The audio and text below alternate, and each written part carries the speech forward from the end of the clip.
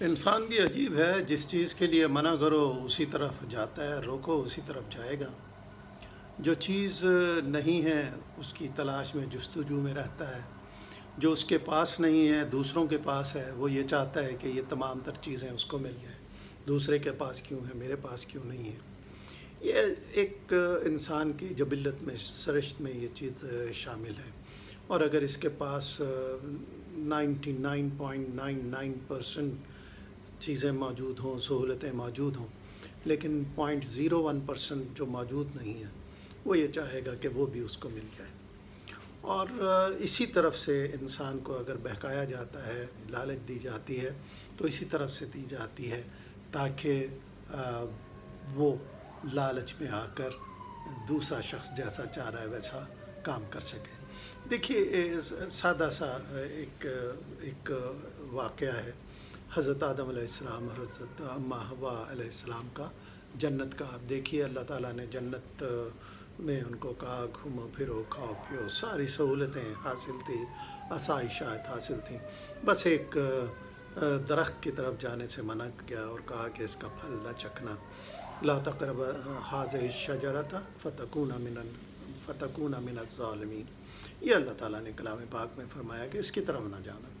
لیکن شیطان نے جو بہکایا وہ اسی طرف سے بہکایا کہ بھئی اس کو چکھ لو، اور مختلف قسم کی اس کی تعویلات اس نے دیں، اور الٹیمیٹلی یہ ہوا کہ اس کو دانے کو چکھ لیا، جسے کہتے ہیں گندم کا دانہ تھا، اس کو چکھ لیا، اور جیسے ہی وہ چکھا تو پروردگار نے ان کو جنت سے زمین کی طرف بھیج دیا۔ اب یہ چیز انسان میں فطرتاً شامل ہے کہ جو چیز نہیں اس کے پاس، وہ اس لالچ میں آ جاتا ہے اور اس کے حصول کو شامل کرنے لگتا ہے۔ انسان کی جو آزمائش ہے اس کو براڈلی ہم یہ کہہ سکتے ہیں کہ دو میدانوں میں ہے۔ ایک تو آزادی ہے، انسان کو اللہ تعالیٰ نے ایک آزادی دی کہ اس کو اچھے برے کا سب سمجھا دیا گیا، بتا دیا گیا، اور اس کو راستے دکھا دیے گئے۔ انبیاء علیہم السلام آئے اس کو نیکی بدی کا راستہ دکھانے کے لیے، کیا کرنا ہے کیا نہیں کرنا، اللہ کے راستے پہ کیسے چلنا ہے، اس کو کیسے خوش کرنا ہے، یہ سب بتانے کے لیے پروردگار نے انبیاء کو مبعوث کیا، اور ساتھ ساتھ انسان کو آزادی دے دی کہ دونوں چیزیں آپ کے پاس ہیں، اب آپ جیسے چاہیں اختیار کر لیں۔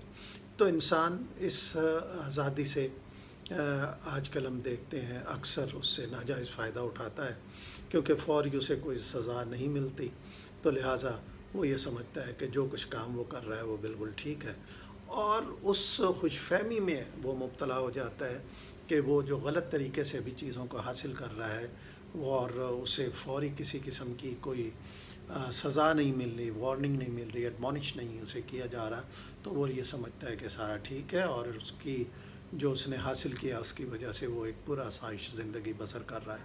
تو ایک تو یہ آزمائش انسان کی ہے کہ اس کو جو آزادی ملی اس کا وہ جائز استعمال کرتا ہے یا ناجائز استعمال کرتا ہے۔ جائز استعمال کرے گا تو اللہ کے جو فرستادہ ہیں دنیا میں، ان کی باتوں پہ عمل کرے گا، تو پھر آزادی کا صحیح یہ استعمال ہوگا۔ دوسرا اس کی کیپیسٹی کا ہے کہ اللہ تعالیٰ نے اس کو جو کیپیسٹی دی اس کو استعمال کرنا۔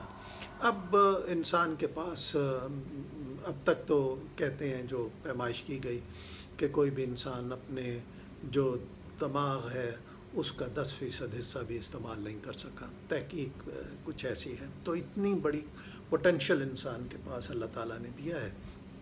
تو دوسرا جو امتحان ہے وہ اس کے پوٹینشل کا ہے کہ انسان کو جو پروردگار نے اس کو قوتیں دی ہیں، جو پوٹینشل دیا ہے، جو صلاحیتیں دیا ہیں، ان کا استعمال میں لانا، تاکہ نہ صرف یہ کہ وہ اپنے لیے فائدہ مند ہو بلکہ اللہ کی مخلوق کے لیے بھی فائدہ مند ہو۔